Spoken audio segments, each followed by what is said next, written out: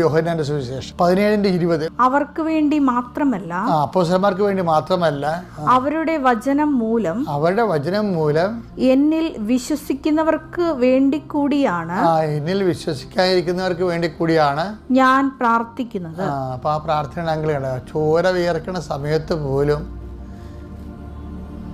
ശിഷ്യന്മാരെ മാത്രമല്ല, ശിമയോനെ ഞാൻ നിനക്ക് വേണ്ടി പ്രാർത്ഥിക്കുകയാണെന്ന് പറഞ്ഞ ഈശോ ആ നിനക്ക് വേണ്ടി മാത്രമല്ല പ്രാർത്ഥിച്ചത്.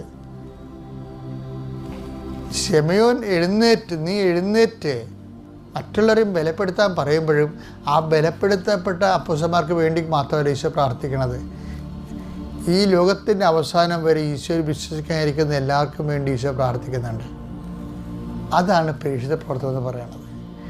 അതാണ് ഗ്രേസ് ഗീവിങ്ങിൻ്റെ ഒരു ഫോർമാറ്റ് എന്ന് പറയുന്നത്. എന്താണ് നമ്മളിതൊക്കെ ചെയ്യുമ്പോൾ നമ്മുടെ IELTS പാസ്